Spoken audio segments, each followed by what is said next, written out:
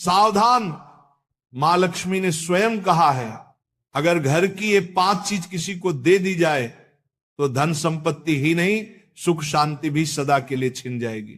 क्या आप जानते हैं, आपके घर की 5 साधारण चीजें ही आपकी किस्मत तय करती हैं। मां लक्ष्मी ने चेतावनी दी है, गलती से भी इन्हें दान कर दिया तो घर में आ जाएगी भयंकर गरीबी। बहुत समय पहले प्राचीन भारत के एक छोटे से नगर विशालपुर में एक साधु का आश्रम था। वहां दूर दूर से लोग आकर आध्यात्मिक शिक्षा प्राप्त करते थे। नगरवासी साधु को आचार्य देव कहते थे, क्योंकि वे केवल भिक्षा लेकर जीवन व्यतीत नहीं करते थे, बल्कि लोगों को सही जीवन जीने की राह भी दिखाते थे। विशालपुर नगर समृद्ध था, लोगों के घर धन, धान्य, गहनों और रत्नों से भरे रहते थे।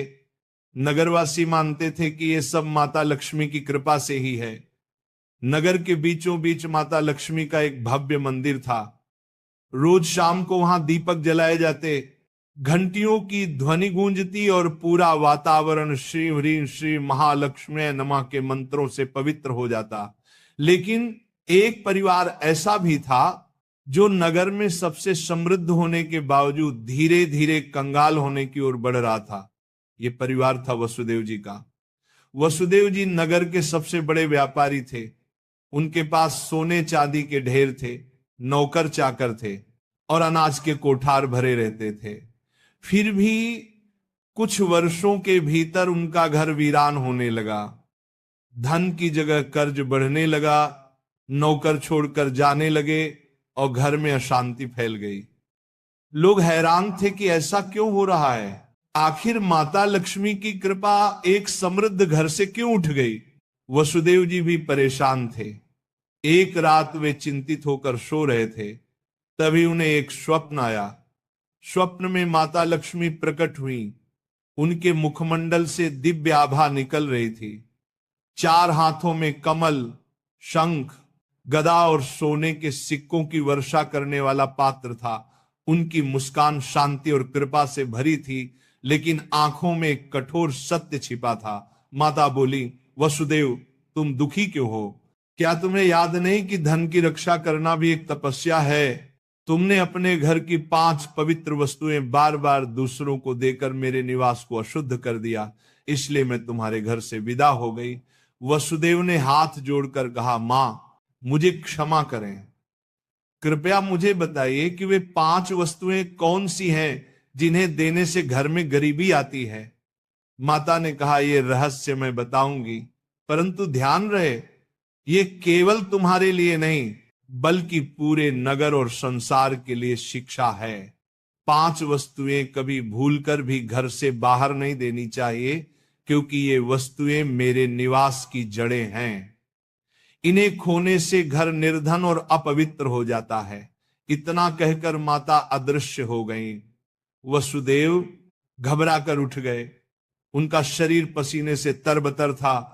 अगले दिन वे भागते हुए आचार्य देव के आश्रम पहुंचे और सारी घटना सुनाई। आचार्य देव ने शांत होकर कहा, वसुदेव ये कोई साधारण सपना नहीं है, ये स्वयं लक्ष्मी का आदेश है।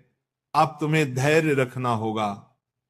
माता लक्ष्मी ने जो 5 रहस्य बताए हैं उन्हें समझने के लिए तुम्हें एक आध्यात्मिक यात्रा करनी होगी, तभी तुम्हें सच्चा उत्तर मिलेगा।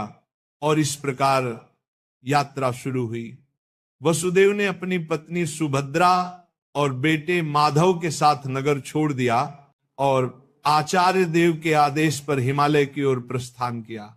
रास्ते में उन्हें तरह तरह की घटनाएं घटी। एक गांव में उन्होंने देखा कि एक महिला अपने घर का चूल्हे की राख दूसरों को दे रही है। वसुदेव को तुरंत माता लक्ष्मी की बात याद आई। क्या राख की भी उनमें से एक वस्तु है? उन्होंने महिला से पूछा, बहन तुम ये राख क्यों बांट रही हो? महिला ने कहा, महाराज लोग मानते हैं कि राख खेत में डालने से फसल अच्छी होती है। वसुदेव ने सोचा, लेकिन यही तो गलती है। चूल्हे की राख घर के भोजन और अग्नि का प्रतीक है। इसे बाहर देने से घर की उन्नति रुक जाती है। यात्रा आगे बढ़ी। वसुदेव, सुभद्रा और माधव पहाड़ों की कठिन राह से गुजर रहे थे। एक रात वे एक आश्रम पहुंचे। वहां एक वृद्ध साध्वी ध्यान में लीन थी।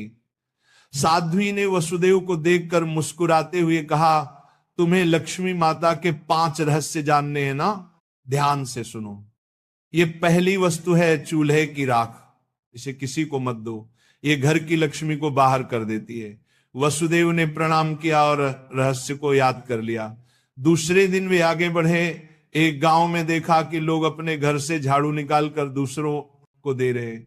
वसुदेव ने आश्चर्य से पूछा, तुम लोग ऐसा क्यों करते हो? एक युवक बोला, हम मानते हैं कि पुराना झाड़ू देने से दरिद्रता चली जाती है। लेकिन तभी आकाश में गड़गड़ाहट हुई, जैसे स्वयं माता लक्ष्मी बोल रही हो, मूर्खों, झाड़ू लक्ष्मी का निवास है। ये घर की स्वच्छता और समृद्धि का प्रतीक है। इसे बाहर देने से लक्ष्मी घर से चली जाती है। वसुदेव को दूसरी वस्तु का भी रहस्य मिल गया, झाड़ू। तीसरा रहस्य उन्हें एक कुटिया में मिला। वहां एक वृद्ध साधक बैठे थे। उनके सामने दीपक जल रहा था। साधक ने कहा, बेटा, घर का जलता हुआ दीपक या उससे जली हुई लौ कभी किसी को मत दो। ये घर की ज्योति और आयु का प्रतीक है। इसे देने से सुख शांति चली जाती है। वसुदेव ने तीसरी वस्तु भी जान ली। आगे चलते चलते वे एक गांव पहुंचे। वहां एक परिवार ने अपने घर का नमक पड़ोसियों को उधार दिया। उसी रात उस परिवार के यहां कलह मच गई।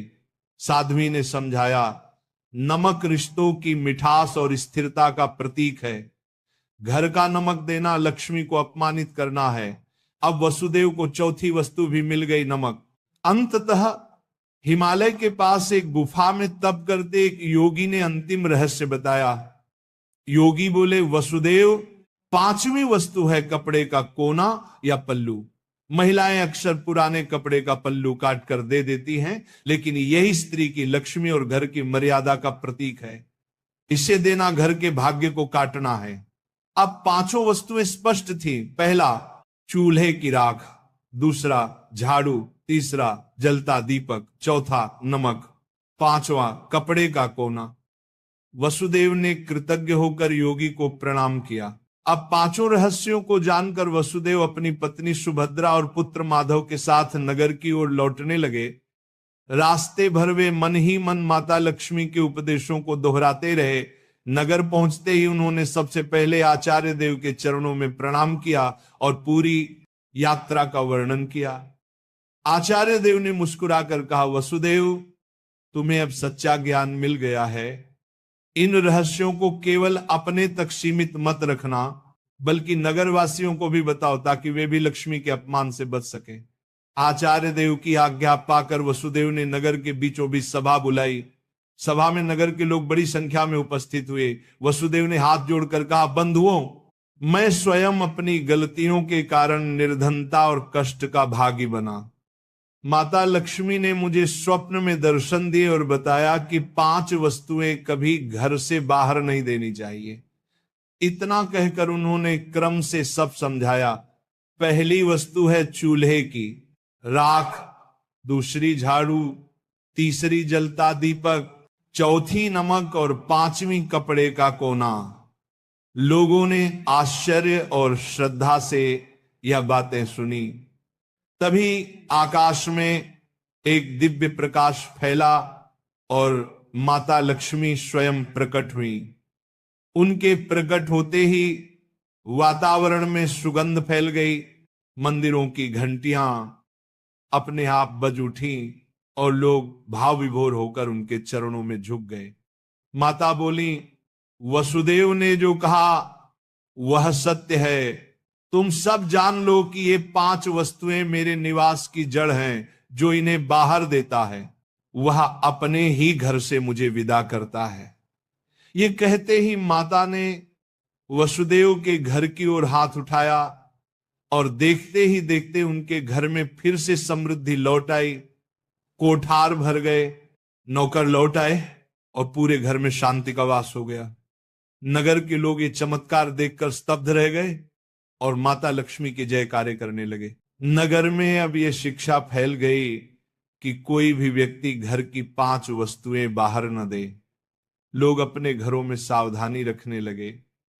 पहले जो लोग अंधविश्वास में पड़कर झाड़ू, राख, नमक या दीपक दूसरों को दे देते थे, उन्होंने ये सब बंद कर दिया।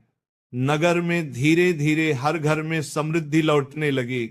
लोग समझ गए कि लक्ष्मी केवल सोने, चांदी या धन में ही नहीं, बल्कि घर की पवित्रता, भोजन, स्वच्छता और मर्यादा में भी रहती है। वसुदेव अब नगर में आदर्श बन गए। वे धनवान तो थे ही, पर अब उन्होंने अपने धन को धर्म और सेवा में लगाना शुरू किया।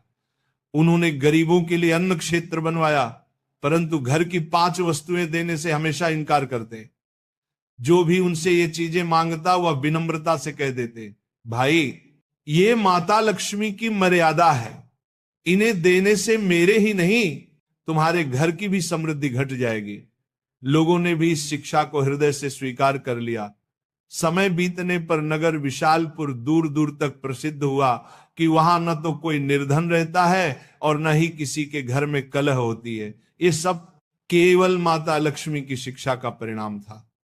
माता लक्ष्मी समय समय पर नगर में आकर वसुदेव को आशीर्वाद देती और नगरवासियों को याद दिलाती कि लक्ष्मी केवल धन की देवी नहीं, बल्कि संतुलन, संयम और मर्यादा की शक्ति है। अंततः वसुदेव के जीवन की सबसे बड़ी सीख यही बनी कि लक्ष्मी की कृपा केवल मेहनत से ही नहीं, बल्कि मर्यादा के पालन से भी प्राप्त होती है।